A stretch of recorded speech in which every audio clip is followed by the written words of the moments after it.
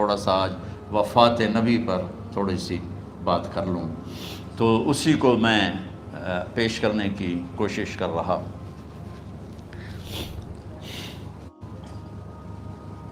تو 53 برس کی عمر میں آپ نے مکہ سے مدینہ کی ہجرت فرمائی، اور 10 برس آپ نے مدینہ میں قیام فرمایا۔ 11 ہجری میں آپ حج کے لیے تشریف لے گئے، اور یہ صورت آئی 11 تاریخ کو، 11 حج کے، ذوالحج، اذا جاء نصر اللہ والفتح۔ اس میں اشارہ تھا کہ میرے نبی آپ کا مشن مکمل ہو چکا ہے، اب آپ ہمارے پاس آنے کی تیاری فرمائیں۔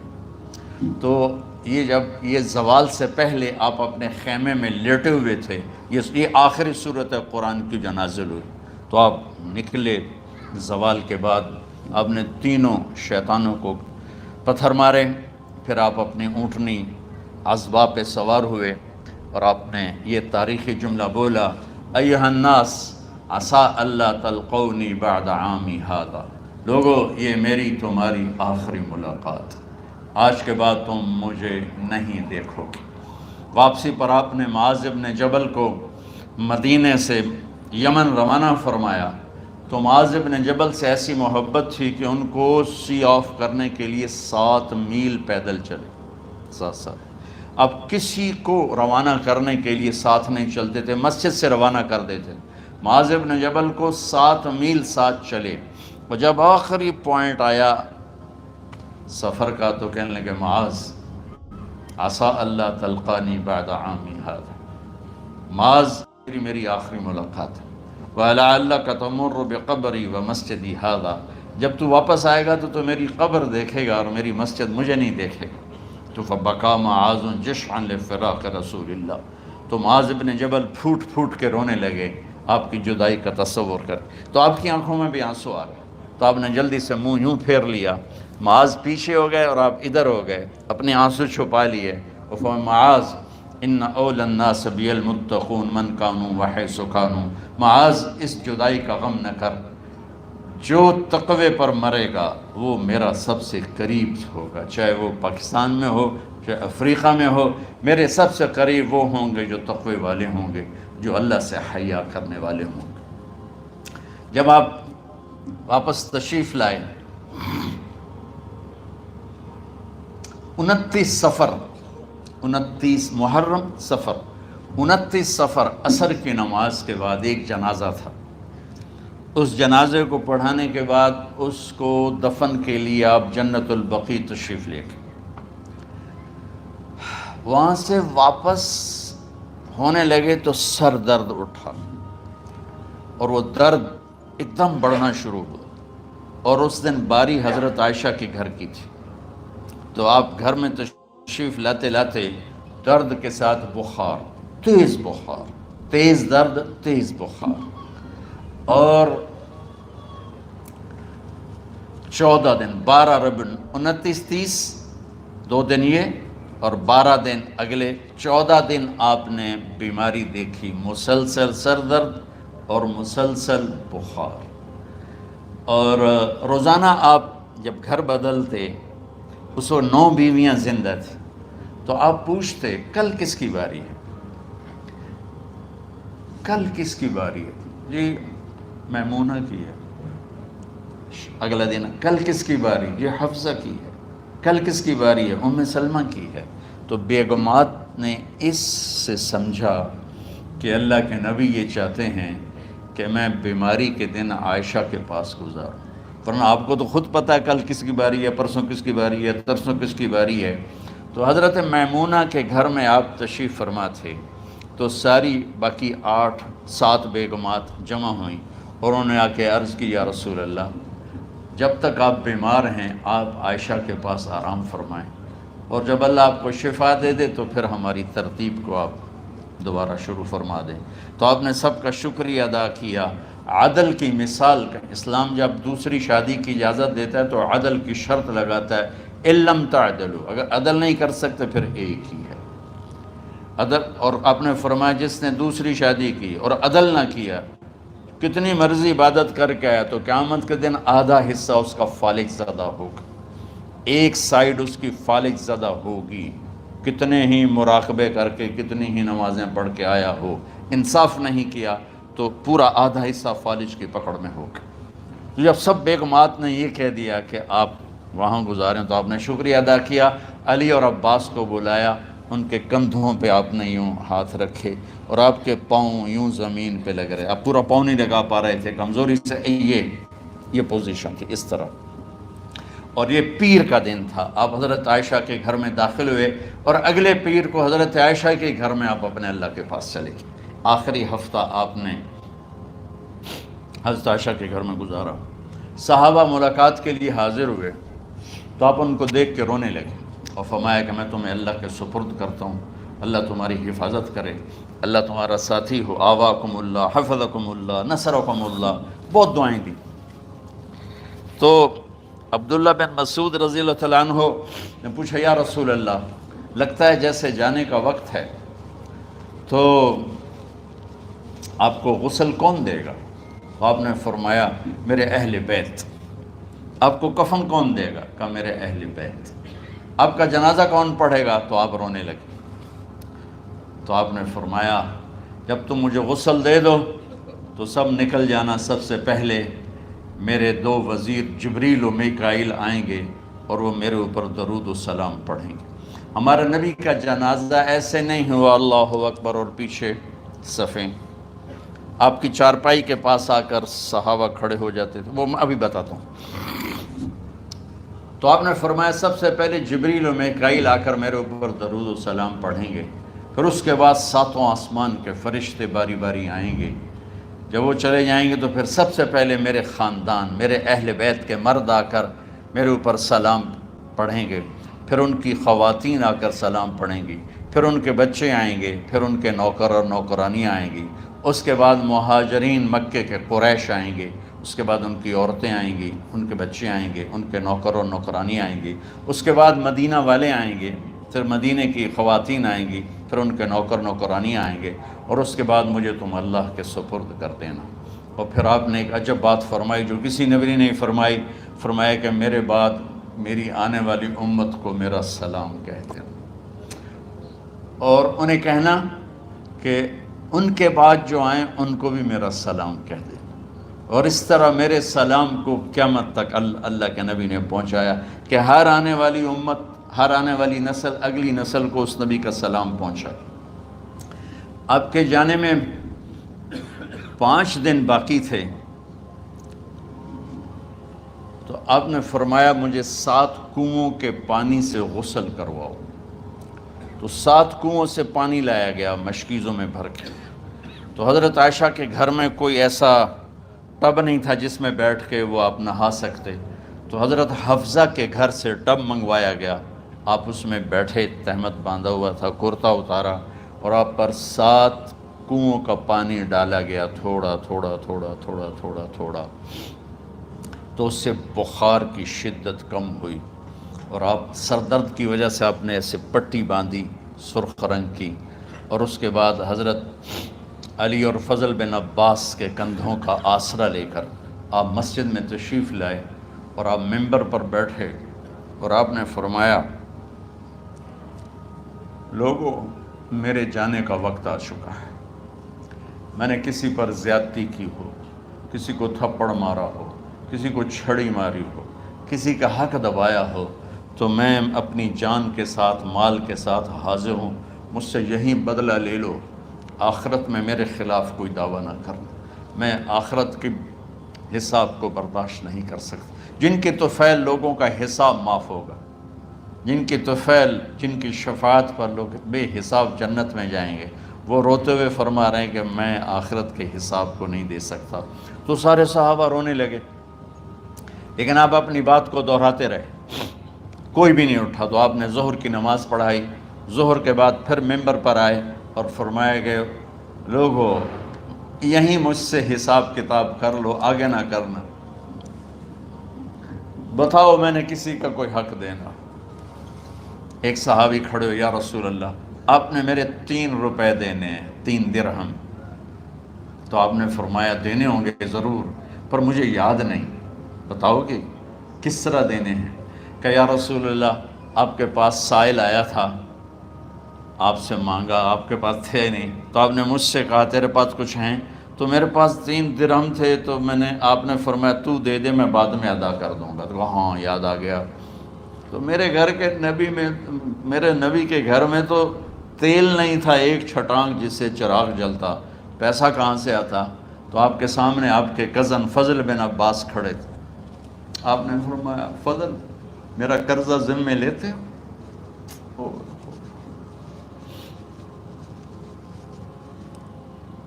جن کے لیے کائنات سجائی گئی، جنت کی چابیاں جن کو پکڑائی گئیں، جاتے ہوئے 3 روپے دینے کی ہمت نہیں تھی۔ کہا فضل میرا قرضہ ذمے لیتے ہو؟ کہا جی یا رسول میں اپنے ذمے لیتا ہوں۔ کہا اس سے لے لینا۔ آپ گھر تشریف لے گئے، نماز کے لیے آتے تھے، پڑھاتے تھے۔ جمعرات کو عشاء کی نماز پڑھانے کے لیے اٹھ نہیں سکے، گر گئے، پھر اٹھنے لگے، اٹھ نہیں سکے، گر گئے، پھر اٹھنے لگے، اٹھ نہیں سکے، تو آپ نے فرمایا ابو بکر سے کہو نماز پڑھائے، عشاء کی نماز۔ ابو بکر ذرا پیچھے کھڑے تھے، عمر آگے کھڑے تھے، تو لوگوں نے کہا نماز ہی پڑھاونی کوئی پڑھا دے، تو انہوں نے حضرت عمر کو آگے کیا، انہوں نے کہا اللہ اکبر۔ جب حضرت عمر کی تکبیر سنی تو آپ نے اندر سے زور سے فرمایا عمر کو پیچھے کرو، ابو بکر کو آگے کرو، میرے رب کا فرمان ہے میرے مصلی پر ابو بکر کے سوا اور کوئی کھڑا نہیں ہو سکتا۔ جمعرات کی عشاء، جمعہ ہفتہ اتوار کی 15 نمازیں، اور پیر کی فجر کی 16 اور جمعرات والی 17 نمازیں ابو بکر نے پڑھائیں میرے نبی کی موجودگی میں۔ ہفتے کے دن ظہر یا عصر میں آپ علی و فضل بن عباس کے کندھوں پر ہاتھ رکھ کے مسجد میں داخل ہوئے اور ابو بکر نماز پڑھا رہے تھے۔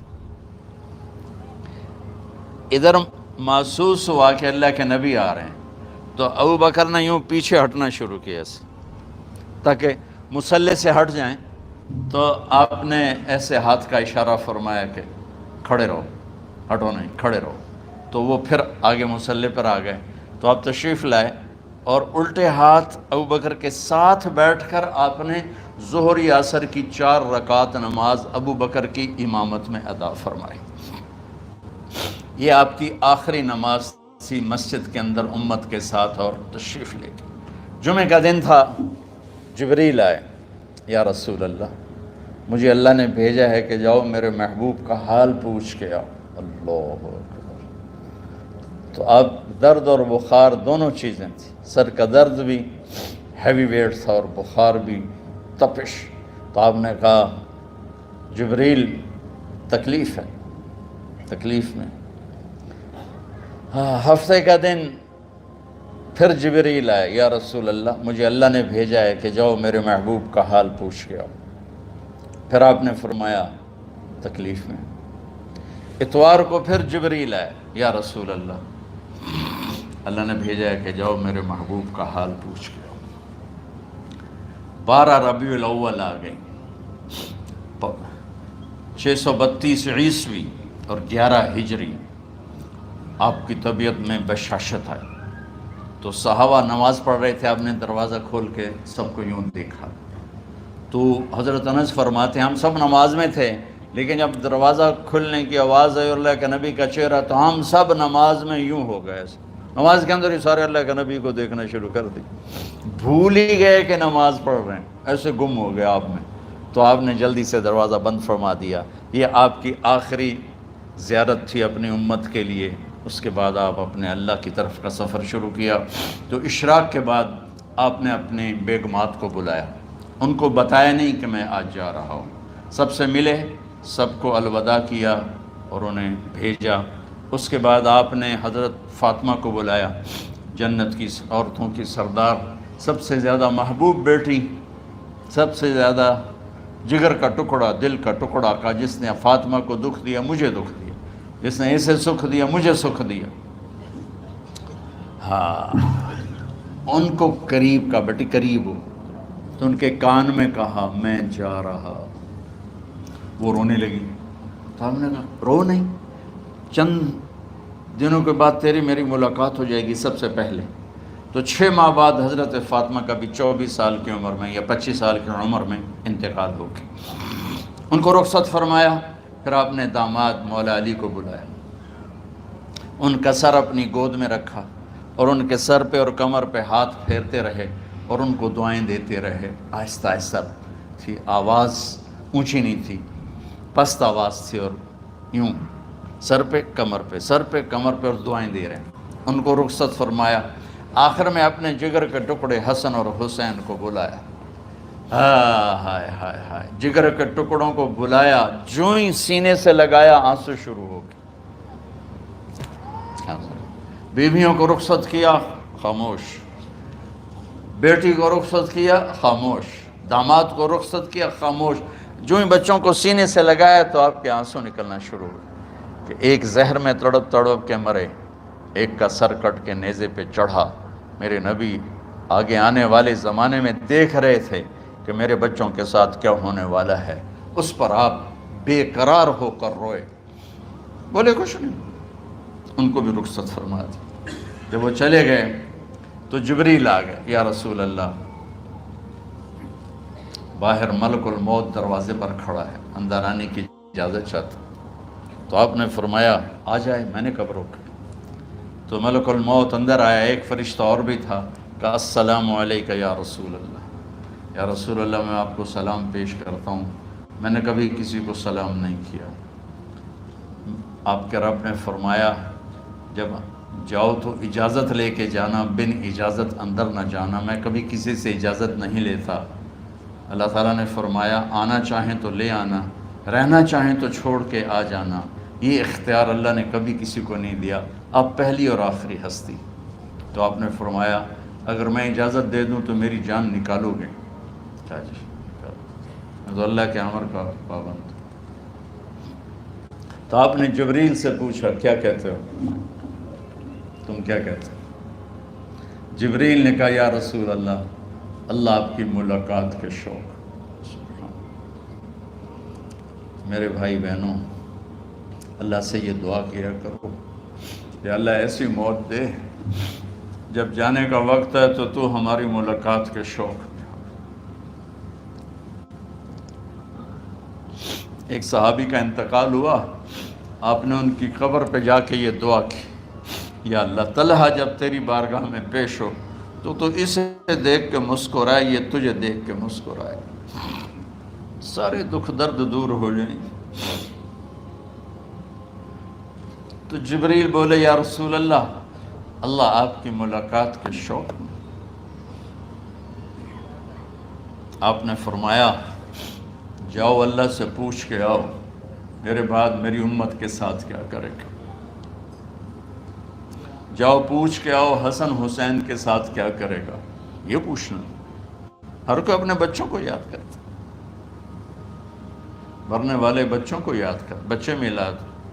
میرے والد اچانک ہارٹ اٹیک میں فوت ہو گئے تو ہماری بہنیں موجود نہیں تھیں، میری 2 بہنیں، تو میرے والد بار بار کہتے میری دھیاں مینوں ملا دیو، میری دھیاں مینوں ملا دیو۔ اور میرے نبی نے کہا میری امت کا مجھے بتاؤ پہلے کیا کرو گے؟ حسن حسین کا نہیں کہا، جن کو ذبح ہوتے بھی دیکھا، زہر میں تڑپتے بھی دیکھا۔ واہ یا رسول اللہ، آپ نے کیا وفا کی اور ہم نے کیا صلہ دی، سارے خنجر انہی کے سینے میں ہی اتار دیے، ہر تیر کھینچ کے آپ کے جگر کے پار کیا، ہر نافرمانی کا ٹھیکہ لے لیا۔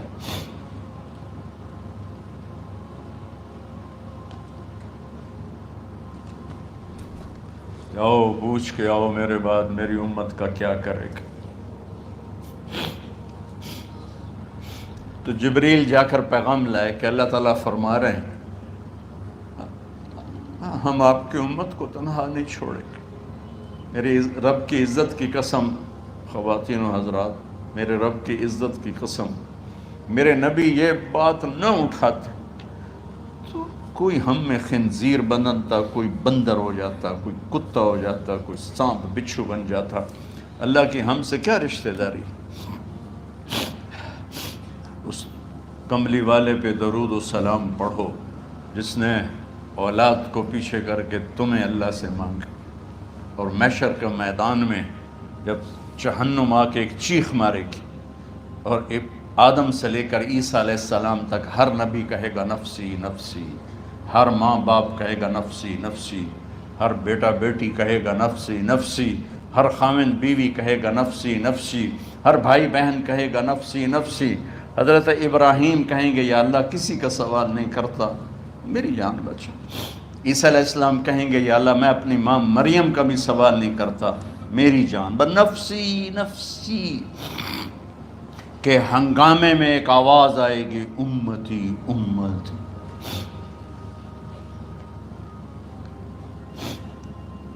کون ہے یہ؟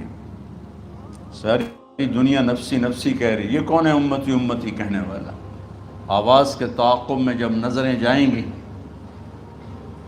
تو اپنے نبی کو دیکھ لینا، تڑپتے ہوئے بدن کے ساتھ، کانپتے ہوئے ہاتھوں کے ساتھ، اور پھیلی ہوئی جھولی کے ساتھ، اور بہتے ہوئے آنسوؤں کے ساتھ صرف ایک ہستی ہوگی، صلی اللہ علیہ یا رسول اللہ، صرف ایک ہستی ہوگی جو کہیں گے یا اللہ میری امت، یا اللہ میری امت، یا اللہ میری۔ کون سی امت؟ جس نے ہر بڑے سے بڑے گناہ کے اڈے کھول کے زندگی گزاری۔ میرے نبی انہیں کو یاد کر رہے، میری امت میری امت میری امت۔ جب تک اللہ نے یہ نہیں کہا کہ آپ کی امت کے بارے میں راضی کر دوں گا، آپ نے فیصلہ نہیں کیا کہ چلو ملک الموت اللہ کی تقدیر کو پورا کر، اور جاتے ہوئے دو نصیحتیں فرمائیں، وہ بھی بچوں کے لیے نہیں، بیویوں کے لیے نہیں، امت کے لیے۔ الصلاۃ وما ملکت ایمانکم، اے میری امت نماز نہ چھوڑنا، نوکروں سے اچھا سلوک کر، حقوق اللہ نماز، حقوق العباد غریب لوگ کا فرمایا غریبوں پہ ترس کھانا، اپنے نوکر ملازم غلاموں پہ ترس کھانا، اور نماز نہ چھوڑنا، نماز نہ چھوڑنا، نماز نہ چھوڑنا، نماز آخر الفاظ ہے، نماز نہ چھوڑنا، نماز نہ چھوڑنا، نماز نہ چھوڑنا۔ اور اب حضرت عائشہ کے سینے پر اس طرح نیم دراز تھے، حضرت عائشہ یوں سیدھا بیٹھی ہوئی تھی۔ اب فرمایا کہ مجھے فخر حاصل ہے، مات فی سحری و نحری، میرے نبی نے میری گردن اور سینے کے درمیان اللہ کو جان پیش کی۔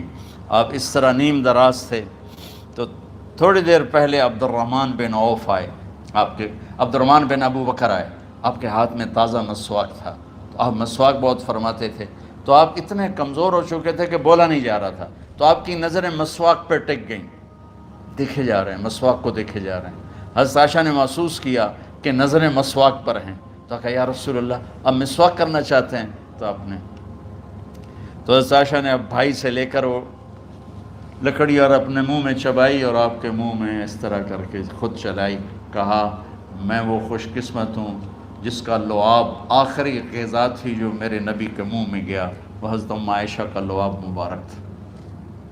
اور پھر اس کے بعد اگلا یہ سارا واقعہ ہوا، تو آپ نے کہا الصلاۃ وما ملکت ایمانکم، ایک نماز نہ چھوڑنا، ایک اپنے نوکر نوکرانی غلاموں سے اچھا سلوک کرنا، اور پھر اللہم الرفیق الاعلی، یا اللہ بلا لے۔ جب آپ نے اعلان کیا کہ چلو تقدیر کو پورا کرو، تو جبریل بھی غمگین ہو کر کہنے لگے یا رسول اللہ پھر میرا بھی آج دنیا میں آخری دن ہے، آج کے بعد میں بھی کبھی اس دنیا میں لوٹ کے نہیں آؤں گا، یعنی وحی کے ساتھ۔ آپ کی آنکھیں بند ہوئیں، حضرت عائشہ رضی اللہ تعالیٰ عنہ کی چیخ نکلی، تو ساری بیگمات دوڑی دوڑی آئیں، تو آپ کی منزل پوری ہو چکی تھی، تو آپ کو لٹایا گیا اور چادر ڈال دی گئی۔ ابو بکر رضی اللہ تعالیٰ عنہ اپنی دوسری بیگم کے پاس گئے تھے، عوالی، 3-4 میل، پتہ چلا تو وہاں سے گھوڑے پر وہ دوڑتے ہوئے آئے، اور آ کر آپ کے ماتھے سے چہرے سے کپڑا ہٹایا، اور آپ کے ماتھے پر بوسہ لیا تو آپ کے آنسو ماتھے پر گرے کہ واہ نبیّا واہ خلیلا واہ صفیہ، ہائے میرا نبی، ہائے میرا دوست، ہائے میرا خلیل، ہائے میرا جگر، کہ یا رسول اللہ آج کے بعد آپ کوئی دکھ نہیں دیکھیں۔ جب آپ درد سے بے قرار تھے اور بی بی فاطمہ رضی اللہ تعالیٰ عنہا ساتھ بیٹھی تھیں تو آپ کی بے قراری کو دیکھ کر وہ رونے لگی کہ ہائے میرے ابا کا درد، ہائے میرے ابا کا درد۔ تو میرے نبی نے کہا ما علی ابی کی کرب بعد اليوم، بیٹی آج تیرے باپ کے دکھ کا آخری دن ہے، آج کے بعد کوئی دکھ نہیں دیکھیں گے۔ تو صدیق نے کہا آپ آج کے بعد کوئی دکھ نہیں دیکھیں گے۔ اب تشریف لے گئے مسجد میں تو کوہرام مچا ہوا تھا، کچھ گمسم تھے، اور عمر رضی اللہ عنہ تلوار اٹھائے ہوئے تھے۔ جو کہے گا اللہ کا نبی فوت ہو گیا میں سر اڑا دوں گا، وہ فوت نہیں ہوئے، وہ اللہ کے پاس گئے۔ ایک جنونی کیفیت پیدا ہوگی، وہ واپس آئیں گے، سارے کفار سے جہاد کریں گے۔ تو ابو بکر ممبر پر آئے، کہا عمر بیٹھ جاؤ۔ عمر کہنے لگے نہیں بیٹھتا، انکار نہیں بیٹھتا، اور تلوار ایسے۔ سبحان اللہ، واہ صدیق واہ۔ آپ نے ممبر پہ کھڑے ہو کر کیا سونے سے بھی لکھے جائیں تو کم ہے، قیمت اس سے زیادہ ہے۔ میرے صدیق نے کہا لوگو من کان یعبد محمدا فإن محمدا قد مات، جو محمد کی پوجا کرتے تھے تو آج محمد کو اللہ نے موت دی تھی۔ ومن کان یعبد اللہ فإن اللہ حی لا یموت، اور جو اللہ کی پوجا کرنے والے ہیں وہ یاد رکھو ان کا اللہ زندہ ہے، موت سے پاک۔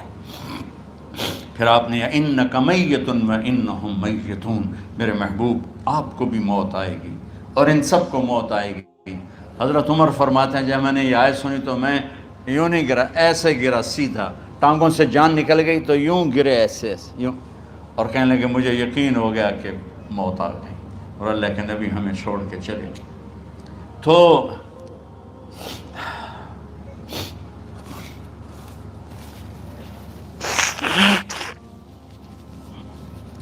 غسل کون دے، کیسے دے؟ اہل بیت نے غسل دینا تھا۔ آپ کے کپڑے اتار کے غسل دیا جائے یا جو آپ نے کپڑے پہنے ہیں اسی میں غسل دیا جائے؟ تو پریشان ہے، کیا کیا جائے؟ سب پہ اونگ طاری ہو گئی، ایک دم سب کو نیند آئی اور غیب سے آواز آئی کہ ہمارے نبی کو کپڑوں سمیت غسل دیا جائے۔ آپ کے بدن مبارک سے کپڑا نہیں اتارا، کوئی اتارے نہیں۔ تو اس آواز پر سارے بیدار ہوئے۔ تو حضرت عباس، فضل بن عباس، شقران آپ کے غلام، اور اسامہ بن زید اور علی بن ابی طالب آپ کو غسل دینے والے تھے۔ حضرت علی آپ پر پانی ڈال رہے تھے اور فضل بن عباس جسم کو مل رہے تھے، اور حضرت علی ساتھ ساتھ روتے ہوئے یا رسول اللہ آپ نے ہی ہمیں صبر کا حکم دیا، اگر آپ ہمیں صبر کا نہ کہتے تو آج ہم دنیا کو رو کے دکھاتے، اور آج ہم دنیا کو اپنا غم دکھاتے کہ کس طرح غم کیا جاتا ہے۔ اور یا رسول اللہ آپ کے جانے پر وہ نقصان ہے جو قیامت تک نہ پہلے ہوا نہ بعد میں ہوگا، کہ آپ کے بعد نبوت کا دروازہ بند ہو گیا۔ اس طرح پانی بھی ڈال رہے تھے اور روتے بھی جا رہے تھے، اور فضل بن عباس وہ آپ کے پہلو بدل کر ہاتھ مل رہے تھے، ہاتھوں سے مل رہے تھے۔ قبر کے کھودنے کا وقت آیا تو وہ لحد ہوتی ہے، کھڈا کھود کے پھر سائیڈ میں کھڈا کھودا جاتا ہے، اور ایک ہوتا اسٹریٹ جیسے ہمارے یہاں ڈال کے اوپر وہ سلیب ڈال دیتے ہیں۔ تو کیسے بنائی جائے؟ تو ابو طلحہ رضی اللہ تعالیٰ عنہ قبر بناتے تھے وہ والی لحد والی، تو فرمایا جو پہلے آ جائے گا نا وہی قبر تیار کر لے۔ تو ابو طلحہ پہلے آ گئے تو لحد والی قبر تیار کی گئی، اور آپ کے کفن دینے کے بعد وہی وہ سب چلے گئے۔ اس کے بعد باری باری اہل بیت، ان کی خواتین، ان کے بچے، پھر مہاجرین، ان کے خواتین، ان کے بچے، ان کے نوکر، پھر انصار، ان کی خواتین، ان کے بچے، ان کے نوکر۔ تو پیر اور منگل یہ 2 دن سارے گزر گئے، اور منگل کو عشاء کے بعد جا کر یعنی بدھ کی رات آپ کی تدفین کا وقت آیا۔ تو جب آپ کو قبر میں اتار دیا گیا تو مغیرہ بن شعبہ رضی اللہ عنہ کھڑے تھے، انہوں نے اپنی انگوٹھی اتار کے اندر پھینک دی لاحد۔ تو پھر کہنے لگے علی کہ میری انگوٹھی نیچے گر گئی ہے، اٹھا لوں؟ ایک بہانہ کیا نبی کو بوسہ لینے کا، انگوٹھی پھینک کر فرمانے لگے علی وہ میری انگوٹھی گر گئی ہے، اٹھا لوں؟